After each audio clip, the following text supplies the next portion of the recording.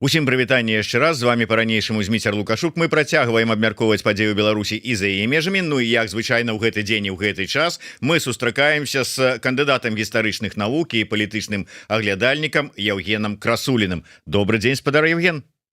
Дзень добры. Канешне, шкода, што гэтым разам нам даводзіцца сустракацца не ў студыі, вочы ў вочы, абменьваючыся энергетычнымі ударамі ці, можа быць, энергетычнай падтрымкай, а вось так праз Zoom, але тым не менш я ўдзячны спадару Евгену, што нягледзячы на тое, што ён зараз у ад'ездзе па сваіх справах, але ўсё ж таки знайшоў час, каб далучыцца да нашых стрымаў, прытрымліваючыся рэгулярнасці нашых сустрэч. Так что давайте і пачнем. Спадар Евген, я не ведаю, наколькі гэта ўсё ж таки тэма, якую можна разглядаць праз, як мы гэта любім, гістарычную прызму, па прыкладах таго, што там дзе адбывалася ва ўсім свеце. Але тым не менш, ведаеце, мяне вельмі уразіла, хаця даўно ўжо я звярнуў на гэта ўвагу, і пастаянна мяне неяк так вот, ну как бы нейкае такое ёрзанне было з гэтай нагоды, што чарговы расійскі губернатар прыехаў у Беларусь, і тут жа ж у яго сустрэча з Лукашэнкам. Там расчыняюцца дзверы так званага дварца незалежнасці. Лукашенко ўспрымае, расказвае, там рассцілаецца перад гэтым губернатарам. І вот ну такое адчуванне, што альбо гэта ну нейкія такія как бы вобразы татара-мангольскага іга нейкага ўзнікаюць, альбо калі браць больш сучаснае, ну адзін калега губернатар прыехаў да другога калегі губернатара, ці каго, ці як это ўспрымаецца. Вось у вас няма нейкага такого дысанансу ад таго, што яны, гэтыя губернатары, ездзяць толпой, такія сустрэчы адбываюцца, такія шчырыя размовы. Но я ні разу не бачыў, каб, да прыкладу, ну не будзем там браць еўрапейскія там ці яшчэ якія краіны, каб умоўна кажучы, які-небудзь прэзідэнт Азербайджана Аліеў вось так вось сустракаў і сустракаўся з расійскімі губернатарамі. Ну, уласна кажучы, так, гэта не ў традыцыі главаў дзяржаваў сустракацца так актыўна, тым больш з главамі рэгіёнаў іншых дзяржаў. Ўсё ж таки ўзровень не той, і тут заўжды, ну скажем, трэба шукаць нейкія спецыяльныя тэмы, нейкія спецыяльныя падставы за гэтымі сустрэчамі. І, власна кажучы, тут Зміцеру вельмі дзіўна, што вы толькі цяпер на гэта звярнулі ўвагу. Не, я толькі цяпер вырашыў з вами абмеркаваць гэтую тэму, а звярнуў увагу я даўно ўжо на гэта. Ну так, сустрэчаў такіх праходзяць, ну, канешне, у год не сотні, но пару десяткаў бывала. Традыцыя это вельмі даўняя, яшчэ з 90-х гадоў, прычым як толькі Лукашенко вось выходзіць, скажем так, на гэтую шырокую інтэграцыйную арэну, вось тут і пачынаюцца нестрыманыя сустрэчы, і настолькі нестрыманыя, што былі сітуацыі, гэта якія гады былі, ну 97-й, калі я не памыляюся, там некаторыя сустрэчы з губернатарамі нават даводзілася адмяняць. Бо неяк у Крамлі ўжо пачалі непакоіцца, што гэта наши, значыць, губернатары паважаныя так зачасцілі у суседнюю рэспубліку. І там, падаецца, Ярослаўская вобласць, Ліпецкая вобласць такім чынам пралецелі, і прычым гэта, ну, вось гэтыя вобласці ў той час уваходзілі ў гэтак званы чырвоны пояс, дзе сядзелі губернатары, прадстаўнікі такіх кансерватыўных камуністычных поглядаў і камуністычных колаў. Ну і Крэмль, які, не скажу, бо ў той час дэмакратычным і ліберальным, напісаўся такім, ён быў напружаны гэтымі сустрэчамі, вось, і давялося іх абмяжоўваць. А там жа гаворка, падаецца, ішла нават пра правядзенне з'езду расійскіх губернатараў у Менску. І гэта зноўку тады ў Расіі усе гэта звязвалі з жаданнем Лукашэнкі ўзначаліць саюзную дзяржаву, пра пабудову якой тады не казаў толькі Лянотны. Ну і зразумела, што ў Крамля былі свае погляды на будучыню. Вось яны так крышачку паманілі Александра Григорыча ў свой час месцам у Крамлі, дакладней цэнтральным месцам у Крамлі, Ён, як чалавек немудрагілісты, павёўся на гэта, свята паверыў, што ягоны шлях, вось гэтая зорка, якая асветліла яму з дзяцінства, яна прывядзе яго нарэшце да месца ягонай мары. Ну і жорстка яго абламалі з гэтай марай, калі ў 99-м прывялі нікому невядомага Пуціна на гэтую салодкую для Лукашэнкі пасаду ў Крамлі. Вось пасля чаго, ну, скажем так, крышачку суцішылася вось гэтая традыцыя кантактаў з губернатарамі, але ненадоўга. Потым Александр Григорьевич ўсё ж таки вярнуўся да гэтай практыкі, разумеючы, што і Пуцін ён таксама не назаўжды. Асабліва вось падчас апошніх падзеяў. Ну, я тут думаю, што 23-й год мяцеж Прыгожина вельмі моцна яму паказаў слабасць крамлёўскай улады і аднавіў гэтую мару. Ну і адпаведна працягваюць ісці вось гэтыя сустрэчы з губернатарамі. І зноўку тут вось, ну так, ёсць такая тэндэнцыя ў некаторых і жаданне просто панізіць Лукашэнку да ўзроўня расійскага губернатару. Конечно, Россия гэта было б вельмі так пажадана, но нельга, ёсць вельмі значны набор фактараў, які не дазваляе Крамлю ўжо апусціць Лукашэнку сапраўды да ўзроўня губернатара. Даводзіцца расійскім уладам цярпець гэтыя сустрэчы. Ну і для Лукашэнкі гэта, на мой погляд, зноўку вяртанне вось да гэтай мары заняць Крэмль, а дзеля гэтага трэба мець вялікую падтрымку. Ну і расійскім губернатарам таксама, уласна кажучы, бывае карысным вось гэта, скажем так, гэта сістэма, традыцыя сустрэчаў з Лукашэнкам, бо яны выкарыстоўваюць гэта у сваіх унутры, скажем так, абласных мэтах. Вось які год, не памятаю, ўжо быў, 22-й, падаецца, весной Лукашенко летаў у Прыморскі край, і там губернатар Кажемяка, імя не памятаю, Олег, падаецца, Кажемяка, якраз ён мусіў ісці на наступны тэрмін, і там літаральна ўся мясцовая прэса, я так паглядзеў яе, яна пісала, што о, Кажемяка падцягнуў цяжкую артылерыю у выглядзе Александра Гурыча, каб яго падтрымалі. Ну і такім чынам вось Лукашенко, ён уласна, ну і адбываецца тое, што адбываецца. Лукашенко не столькі персона беларускай палітыкі, колькі ён вось хоча быць персонай расійскай палітыкі. І шмат якія яго дзеянні трэба разглядаць менавіта вось у гэтым кантэксце. Вось давайте, спадар Евген, у гэтым кантэксце разглядзім, але з такой гістарычнай, можа быць, перспектывы. Вы ж у нас гісторык, вы адказваеце за гэтую частку. Я просто як подкіну такую тэму. Усё ж таки, так, давайте у стылі, там, ведаеце, як там, пра што думаеш, пра Рымскую імперыю, там, умоўную. І была ж такая традыцыя, калі хоча, скажем так, прыбраць сабе да рук уладу у суседняй краіне нейкі там монарх іншай краіны, праз вось гэтых вось чыноўнікаў, набліжаных, прыручаючы іх, прыкармліваючы, дамаўляючыся з імі там пра нешта, абяцаючы ім нешта, схіляе іх на свой бок, каб потым яны дасталі умоўную табакерачку, цюк, і тут уваходзіць кіраўнік суседняй краіны. Ну што потым там з гэтымі вось цюкінымі, гэта ўжо іншае пытанне, але традыцыя ёсць, і ці можна вот паспрабаваць такую традыцыю гістарычную вось сюды перанесці? Ну, традыцыі самыя розныя бываюць. Безумоўна, гэта як адна з мадэляў. Вось як вы казалі, так, прыручыць вось гэтых самых чыноўнікаў суседняй краіны, каб яны выступілі тваёй пятай калённай у неабходны момант.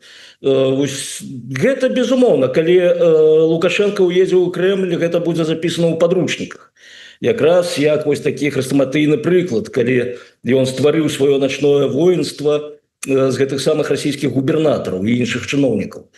Но у гісторыі бывалі і іншыя, уласна кажучы, прыклады, калі іншаземцы займалі пасаду, прычым вышэйшую пасаду. у іншай краіне. І тут ну, чыноўнікі так, безумоўна, адыгрываюць сваю ролю, но бываюць самыя розныя мадэлі прыходу да ўлады. Вось давайте паглядзім модель нейкага таварыша по прозвішчу Шекельгрубер, які са сваёй роднай краіны перабраўся ў суседнюю, дайшоў там да самага верху, і потым сваю краіну старую просто далучыў вось да гэтай самай новай краіны, спрабуючы пабудаваць імперыю. Ну, у выніку, ну, власна кажучы, мы ўсе памятаем, чым гэта скончылася. То бок, чалавек з іншай краіны, які мае ідэнтычнасць не са сваёй роднай краінай, а з чымсьці іншым, ну, ён можа пры пэўнай так мэтаскіраванасці, пры пэўных рысах характару, ён можа прыйсці да вяршыні ўлады ў краіне іншай. Што зноўку у гісторыі вельмі часта бывала. Вось Рымскую імперыю прыгадалі, там жа імператараў было вельмі шмат, якія паходзілі ці з правінцыі, ці з-за межаў нават Рымскай імперыі, но гэта ўжо, скажам, было прыкладам заняпаду. І, уласна кажучы, калі мы размаўляем з вами ў кантэксце расійскай імперыі, яна ж таксама відавочна не ў эпоху росквіту зараз існуе, так? Так што вось гэта таксама такі ну, каменьчык на шалі Александра Григорьевича, што ён можа у гэтыя мутныя такія часы прыйсці ў суседнюю краіну, якую ён лічыць сваёй, зноўку яго ж ідэнтычнасць не проста расійская, яго ідэнтычнасць савецкая. І вось ён, власна кажучы, з дзяцінства думае зноўку, чаму не я той чалавек, які можа прыйсці да вяршыні ўлады. Як зноўку паказвае гістарычная практыка, галоўнае для чалавека не ставіць вакол сябе бар'еру. Вось пра гэта сведчаць усе.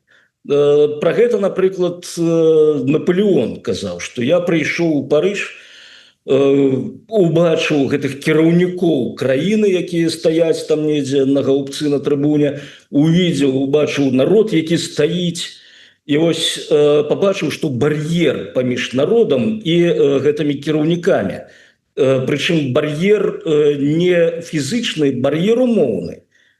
І паколькі ён умоўны, то значыць яго просто не існуе, просто яго выкрэсліваем са сваёй карціны свету. І вось з гэтага натоўпу парыжанаў, простых французаў, Напалеон просто пайшоў вось скрозь гэты небачны бар'ер і ў выніку апынуўся на самай вяршыні. Так што тут мы можам убачыць таксама і такую трансфармацыю пры пэўных, ну, скажам так, пры пэўных збегах абставін. Дарэчы, вось вы закранулі увагу, звярнулі увагу на моманты, калі чужынец прыходзіць у іншую краіну і займае высокія пасады. Калі паглядзець на сёння, мы ведаем, што вельмі шмат тых, хто паходзіць з тэрыторыі расійскай імперыі, ці праходзіў перакоўку у расійскіх універсітэтах, акадэміях, войску, ці яшчэ што-дзебудзь, знаходзяцца, ну, на даволі высокіх пазіцыях і пасадах пры Лукашэнку.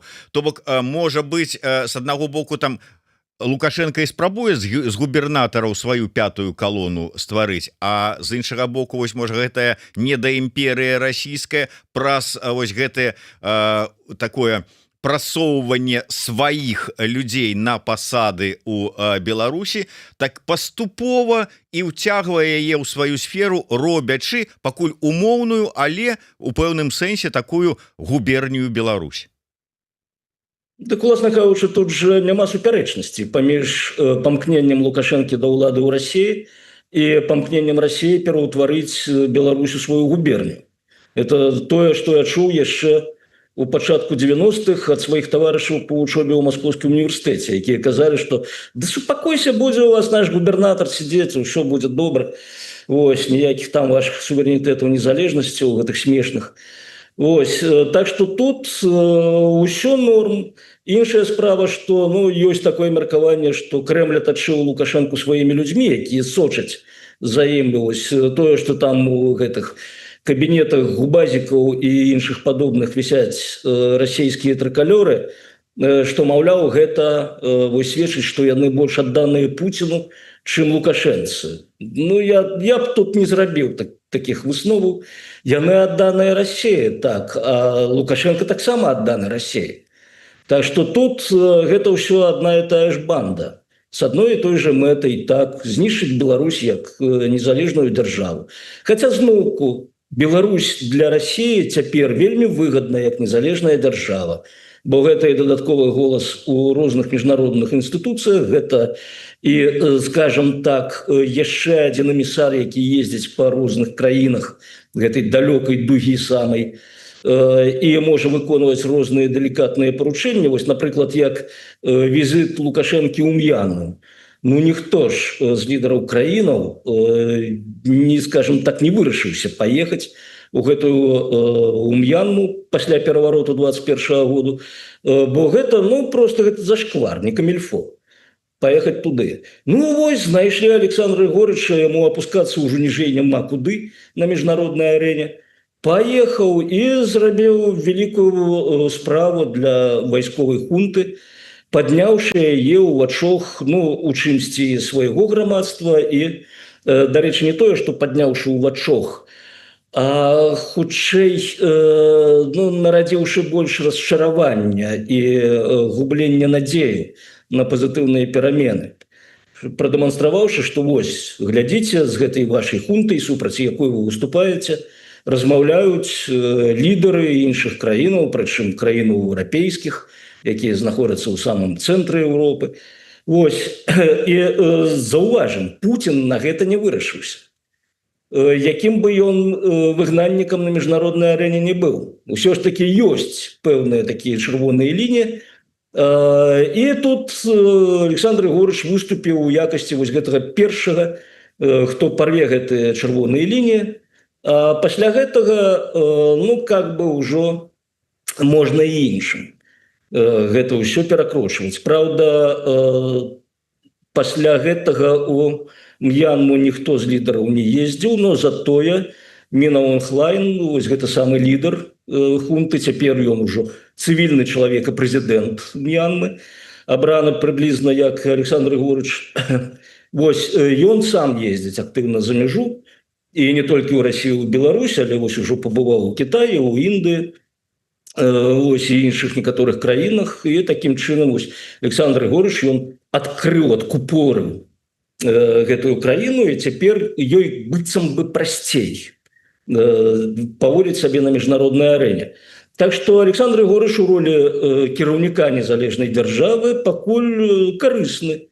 І таму апасенне, што вось зараз Расія ўсё войдзе і знішчыць незалежнасць Беларусі, пакуль не. Безумоўна, у перспектыве гэта разглядаецца як непазбежнасць, але пакуль Беларусь патрэбна Расіі як незалежная дзяржава, і Лукашенко патрэбен як быццам бы лідар незалежнай дзяржавы.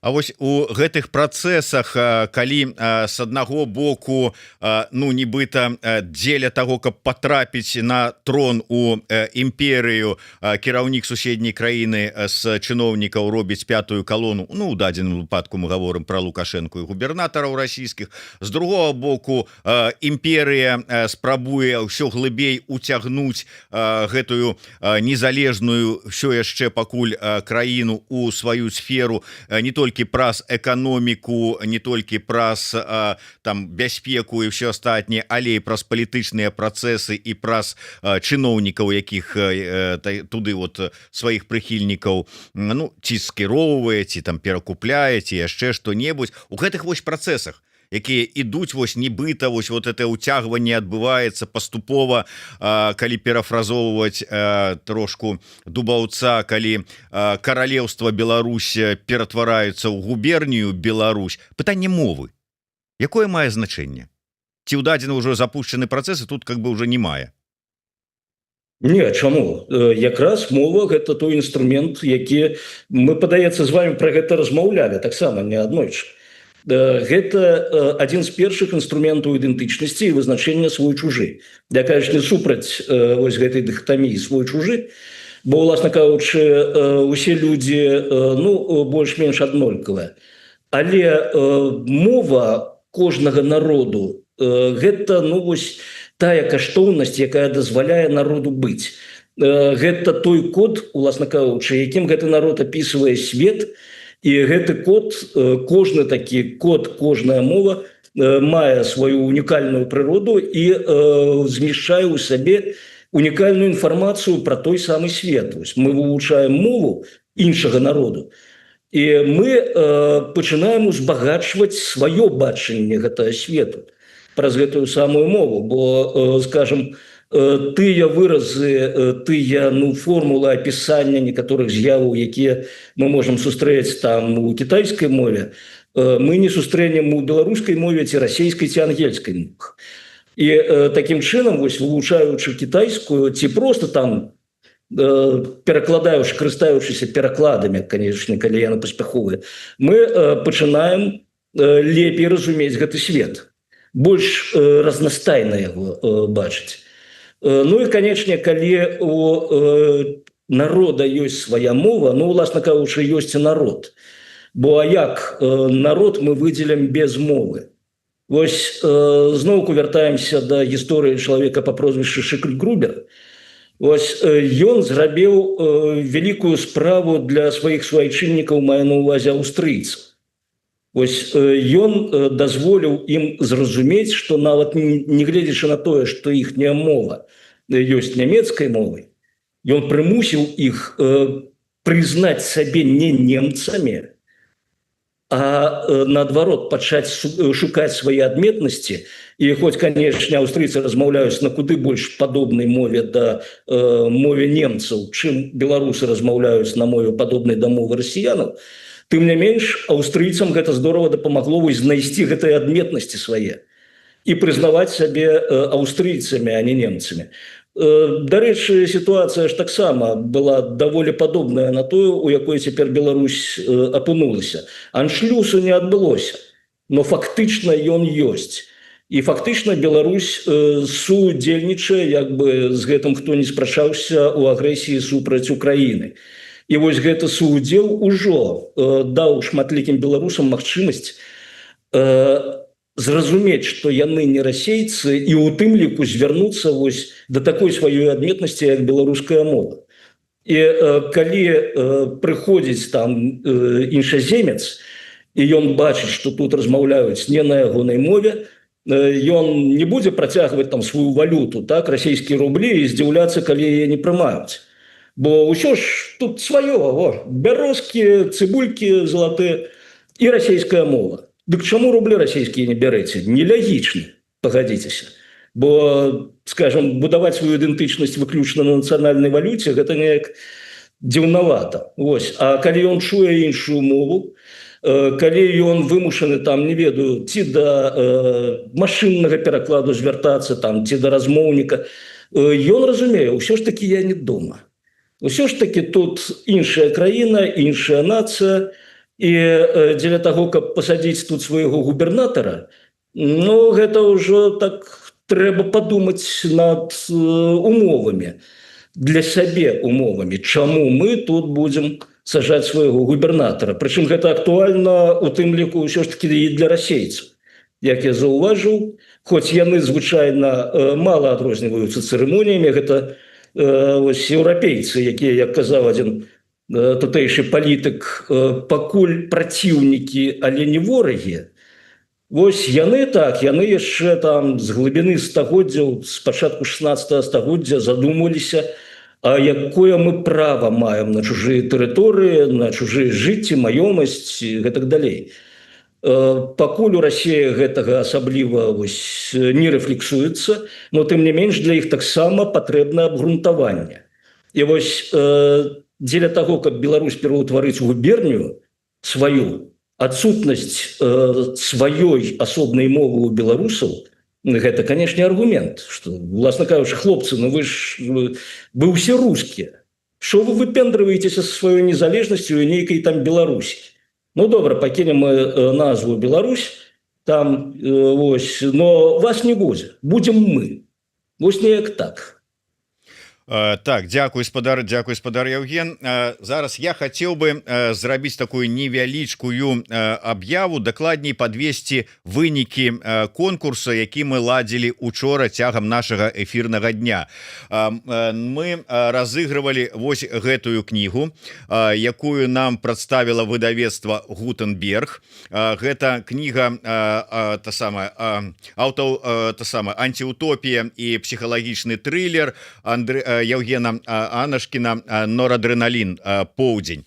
Мы попросили наших гледачоў задаваць пытанні нашим спикерам і абяцалі выбраць самае цікавае на наш погляд пытанне і уручыць гэты прыз. Дарэчы, гэтую кнігу с аўтографам аўтара, тым, хто на наш погляд выйграе, чыё пытанне падаецца нам больш таким значным. У выніку два пытанні потрапілі у фінал. Пытанне ад гледача пад нікам Радзівіл. Я зачитаю яго. Гэта было падчас эфіра с Уладзімірам Жыгарам. Ён спытаўся: як спадар Уладзімір лічыць, ці ёсць у беларусаў шанец вярнуць незалежнасць Беларусі альбо ўсім суседнім краінам пляваць на тое, што ў Беларусі і далей застаецца злачынны рэжым, а краіна акупаванай. І другое месца заняло пытанне ад Дарогі. Дарога запытаўся у Паўла Вінаградова, які быў госцем нашага стрыма. Паша, як думаеш, чаму цяпер усе абмяркоўваюць не ідэі, як нам перамагчы Лукашэнку, а бабкі? І што з гэтым рабіць? Канчатковую кропку у выбары поставіў я асабіста. І, так сказаць, маім асабістым рашэннем, хоць мы, безумоўна, абмяркоўвалі гэта у калектыве нашай рэдакцыі, мы вырашылі гэтую кнігу перадаць гледачу пад нікам Радзівіл. Радзівіл, калі ласка, звяжыцеся з намі і нейкім чынам альбо там па пошце, альбо ў горадзе, альбо ў рэдакцыі мы гэтую кнігу вам перададзім. Каб не застаўся без прыза і Дарога, я паўжартам сказаў, што Дарога, калі не выйграе, то яго запросім на эфір. Таму, Дарога, запрашаю на эфір. Думаю, што знойдзем пра што пагаварыць. Вось такі вынік нашага конкурсу кароткага. Ну і, дарэчы, а вы вот якое пытанне выбралі, спадар Евген? Ведаеце, тут абодва пытання, но яны такія, канешне, відавочныя абодва. Но з іншага боку яны даюць магчымасць адказаць на даволі істотныя сапраўды пытанні, якія стаяць перад беларусамі. Вось калі казаць пра тое, ці здолее Беларусь адстаяць сваю незалежнасць, ці ўсім плеваць навокал. Ведаеце, усім было плеваць так навокал, як цяпер памятаю, яшчэ некалькі год таму. І усур'ёз была гэтая небяспека, што Беларусь аддадуць, бо, скажыце, чым Беларусь не Расія? Расійская мова, усе ездзяць у Расію, атаясамляюцца без Расіі, глядяць расійскае тэлебачанне, культура расійская, літаратура расійская, усё тыя ж Пушкін, Цюшаў, Дастаеўскі і так далей. Вось, дык чаму яны хочуць быць у Расіі? Так, як казаў адзін былы палітычны дзеяч, а цяпер кансультант у сферы IT Native Life, вось калі он казаў, захочуць беларусы быць у Расіі, хай будуць у Расіі. Вось, падаецца, ён так мімікраваў крыху пад змененыя сітуацыі, судзячы па апошніх выказваннях.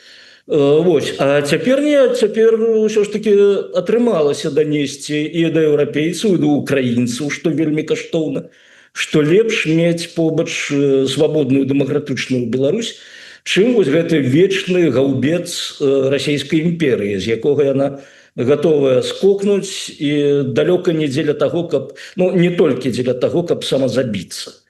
Так што тут у мяне аптымізм, прынамсі. Вось, і добра, што гэтае пытанне было зададзена і дазволіла, вось, скажем так, адказаць на гэтае пытанне і можа даць магчымасць людзям задумацца, што не так усё кепска. А пытанне пра грошы, ну Вось, дарэчы, яно ж таксама нават у нашай сённяшняй размове мае таксама значэнне. Чаму гавораць не пра ідэі, а пра бабкі. Вот узнікае пытанне, калі ну вот а ў бабкі там, а якія ваенныя пенсіі ў Расіі, паглядзіце у вайскоўцаў, а што там увогуле вот там вот у Расіі, как бы не думаюць, што глядзяць на Расію, ну то есть глядзяць на Москву, а гавораць пра Расію. Вот не гледзячы, як там что там где-нибудь у рэгіёне адбываецца, але пытанне бабак нават у гэтым пытанні вось таксама ж мае значэнне. Я нават не так пагарнуў вось сэнс гэтага пытання, но для мяне прынамсі я б казаў, што сама канцэпцыя вось абмяркоўваць не ідэі, а грошы, яна паходзіць з Расіі. Гэта тое, што нам было прынесена яшчэ з 90-х гадоў. Гэта зноўку гэта тыя наратывы, якія выкарыстоўвалі расійскія так званыя паліттэхнолагі у сваіх кампаніях. Гэта зноўку тое, што ідзе ад гэтых метадолагаў Шчадравіцкага. І адзін з наратываў, які быў запушчаны, гэта вось якраз бабкі, прычым бабкі ў сэнсе грантаў для апазіцыі. Гэта ж, уласна кажучы, на расійскай глебе выраз гэты наратыў пра грантасмокаў. У Беларусь гэта ўжо было потым прыўнесена як паспяховы праект.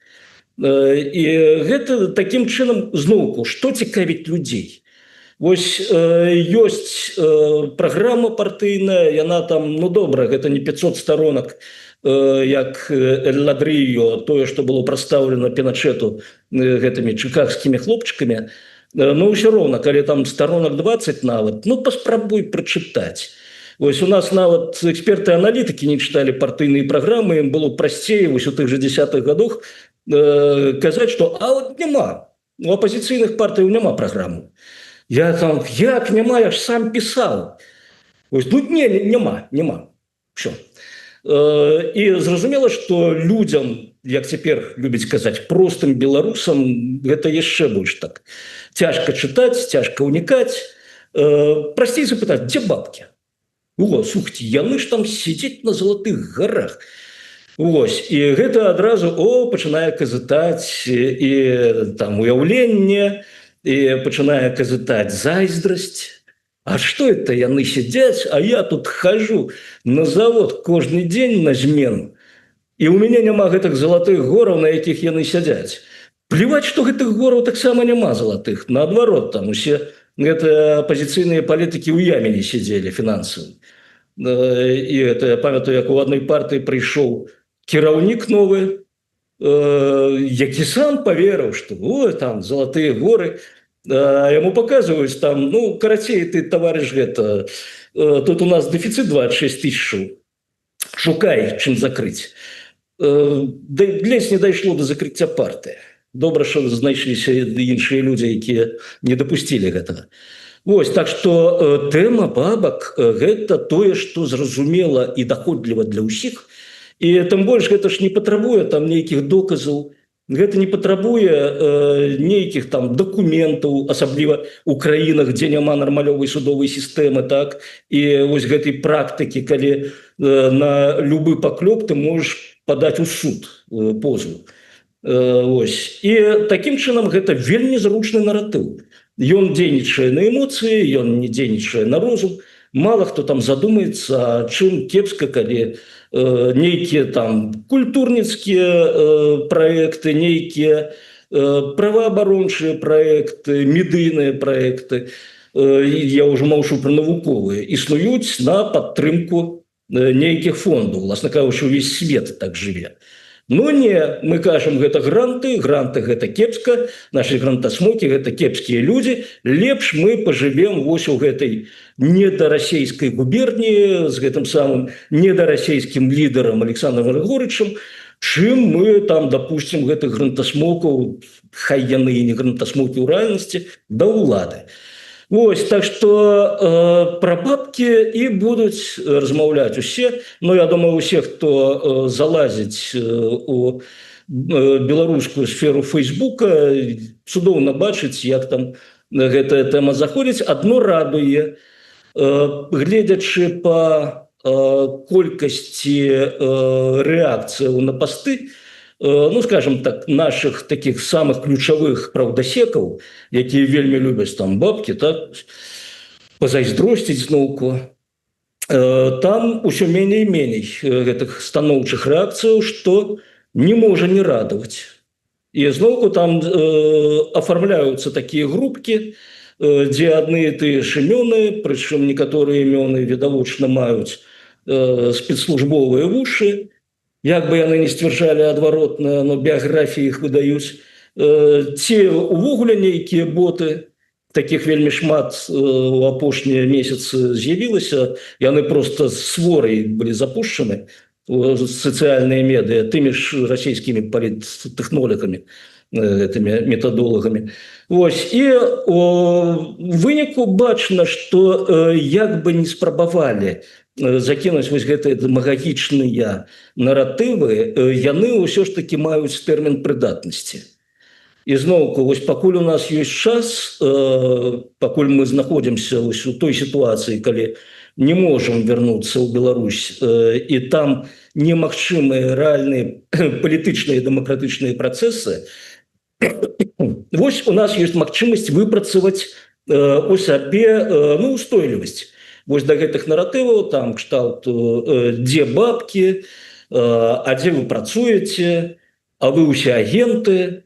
Вось выпрацаваць, скажем, нармалёвае стаўленне да гэтага і пачаць ужо разумець, дзе сапраўдная інфармацыя, дзе сапраўдная карысная інфармацыя, вось як тыя ідэі, а дзе наратывы, якія закідваюцца, каб паўплываць на эмоцыі, каб звесці ад рэфлексіі, ад крытычнага мыслення.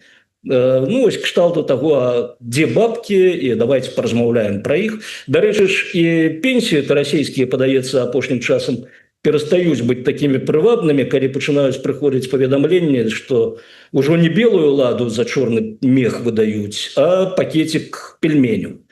Вось тут таксама прачынаецца крытычнае мысленне, не ў тым пляне, што ўсіх крытыкаваць, а крытычна падыходзіць да інфармацыі. І пачынае такі вось будучы сілавік расійскі ці актуальны беларускі сілавік, які марыць быць расійскім, пачынае разважаць: ага, щось там з гэтымі расійскімі ваеннымі пенсіямі не тое. Магчыма, тут нейкая пастка, недзе мяне кідаюць. І тут уже таксама больш патрыятычныя пачуцці пачынаюць прачынацца. Можа, там і пару-тройку беларускіх словаў праскочыла ў гаворцы, і не толькі ў такім саркастычным акцэнце. Ось, так што тут час працуе хутчэй на нас. Ну, будем спадзявацца. Ёсць некалькі цікавых пытанняў, але я так разумею, што, на жаль, на сёння у нас не будзе часу, ўжо няма часу асабліва на іх адказваць, але я іх зачытаю. Можа быць, альбо коротка адкажаце, калі коротка зможаце сёння, альбо скажаце, гэта шырокая тэма, і мы возьмем гэта на наступны раз. Вось Віктор піша: гістарычнае пытанне: ці часта буржуазна-дэмакратычная рэвалюцыі прыводзіла калонію да дэмакратыі, ці часцей гэта адбывалася праз нацыянальна-вызваленчую барацьбу? Ну і троху падобнае пытанне ад Вожыка-патрыёта. Ну, троху падобнае, але ў адным ключы. 35 гадоў таму у Беларусі номенклатура фактычна падтрымала незалежнасць пасля паразы ГКЧП. Цяпер бягучыя функцыянеры могуць адштурхнуцца ад РФ пры яе паразе, альбо патрэбная сіла, якая паралельна будзе пераконваць. Ну, пытанні сапраўды такія шырокія, асабліва пра рэвалюцыю. Вось калі ўзяць Лацінскую Амерыку, там можна казаць, што буржуазна-дэмакратычная і барацьба за незалежнасць, яны так ішлі даволі паралельна адна з адной, но адразу кажу, што тут няма нейкай прэферэнцыі відавочнай і нейкай сувязі паміж характарам рэвалюцыі і далейшай незалежнасцю. І зноўку дэмакратыяй. Рэвалюцыя, як правіла, гэта даволі складаны працэс, і, як правіла, да дэмакратыі прыводзіць не рэвалюцыі. Вось, што тычыцца другога пытання, Там нагадайце яшчэ раз фармулёўку яго, каб дакладней казаць. 35 гадоў таму у Беларусі номенклатура фактычна падтрымала незалежнасць пасля паразы ГКЧП. Бягучыя функцыянеры могуць адштурхнуцца ад Расіі пры яе паразе. Ну, маецца на увазе, відаць, параза в вайне ва Ўкраіне. Альбо ўсё адно будзе патрэбная нейкая сіла, якая паралельна будзе пераконваць функцыянераў номенклатуры, што трэба ад Расіі адыходзіць. Это я ўжо тут тлумачу ад сябе. Я тут зараз раз'юшу прыхільнікаў Зенона Станіславовича, якія вераць, што гэта святы Зенон прынёс незалежнасць на беларускія землі. Насамрэч, незалежнасць на беларускія землі ў 91 годзе хутчэй прынесла Москва. Дакладней, жаданне Москвы жыць асобна ад савецкага кіраўніцтва. Вось, власна кажучы, больш паўплывала не пазіцыя БНФ у Верховном Совете БССР, колькі паўплывала пазіцыя тагачаснага расійскага кіраўніцтва, якое, ну, скажем, не замінала і нават ухваляла выйсці саюзных рэспублікаў са складу СССР. Гэта было неабходна расійскаму кіраўніцтву дзеля таго, каб пазбавіцца вось гэтага агульнага савецкага даху. Адбылося як і 100 год таму падчас рэвалюцыі ў Расіі, калі расійская ўлада бальшавіцкая дзеля таго, каб утрымацца, каб не атрымаць адразу шмат ворагаў, яна дазволіла вось гэтым, ну, гэтак званым нацыянальным ускрайкам браць незалежнасць, колькі яны здолеюць знесці. Потым, выкарыстоўваючы ўзброеную сілу, яна гэтую незалежнасць забірала абратна. Расія дзейнічала гэтак жа сама. У 90-х маю на увазе, берыце колькі захаціце гэтага суверэнітэту, мы потым усё роўна вымусім вас аддаць яго абратна. Тая ж самая логіка. Так што, калі цяпер казаць, што вось будзе змена сітуацыі і, скажем, Расія там у выніку паразы з Украінай ці прыбярэцца з Беларусі, ці разваліцца ўвогуле, тады я думаю, што сітуацыя будзе крыху іншай, чым у пачатку 90-х. Беларуская номенклатура, на мой погляд, вось па досведу абшчэння з некаторымі прадстаўнікамі, яна больш нацыянальна арыентаваная, чым вось гэтая постсавецкая БССРаўская номенклатура пачатку 90-х. І менш арыентавана на Москву, ўсё ж такі, у большасці сваёй. Таму яны будуць, ну, з большай ахвотай прымуць вось гэты курс на незалежную Беларусь. Будуць, канешне, упёртыя таварышы, куды без іх. Вось, ну, я не думаю, што іх будзе, ну, такая вялікая маса, не кажу ўжо пра крытычную масу. Так што, хутчэй, я тут таксама аптыміст, што беларуская номенклатура, яна будзе беларускай у такой сітуацыі і не будзе ставіць палкі ў колы. Дякую вялікі, спадар Евген. На сёння мы развітваемся. Каментар такі, гэта не пытанне, гэта каментар ад Гары Дэвідсона. А калі на Еўрарадыё апошні раз абмяркоўвалі, як перамагчы рэжым? Пакуль што далей, калі Украіна пераможа і чакаць вакна магчымасцяў, так нічога і не дадумалі. Гары Дэвідсон, калі вы... Сёння пра гэта размаўлялі. Якая праца праводзіцца дзеля таго, каб навакольны свет прызнаў незалежнасць Беларусі і права Беларусі на існаванне. Вось гэта робіцца цяпер. І гэта робіцца паралельна з высілкамі Украіны. Маўчу ўжо пра падтрымку Украіны, без якой Украіна можа і не выйграць. Так што тут не трэба думаць, што беларусы сядзяць у баку і проста чакаюць, вось глядзяць, як там два тыгры борюцца ў даліне. Ну, тым не менш, калі Гары Дэвідсон і іх партызанская ячэйка распрацавалі нейкія канкрэтныя прапановы па тым, як перамагчы рэжым, то мы з задавальненнем іх выслухаем, пішыце іх нас і абмяркуем у наступным эфіры са спадаром Евгенам Красуліным. Мы адкрытыя да прапаноў. Гары Дэвідсон, вперед, можете далучыць і іншыя партызанскія ячэйкі, якія там ёсць вакол вас, я так спадзяюся. Ну, гэта не была прапанова ўзяць у рукі зброю, бо гэта, адразу кажу, правальны варыянт. Ну, абмеркаваць все адно варта, бо кажуць, не абмяркоўваюць на Еўрарадыё канкрэтных прапановаў. Колькі раз мы з вами пра гэта размаўлялі. Ну, бачыце, ён па прынцыпу А я пропусціў, а вы мяне не сказали, что будете это абмяркоўваць. Дзякую яшчэ раз, да сустрэчы. Евген Красулін быў з намі. Жыве Беларусь і слава Украіне. Жыве вечны. Радзівіл, звяжыся з намі, кніжка твая, дарога, чакаем на эфір.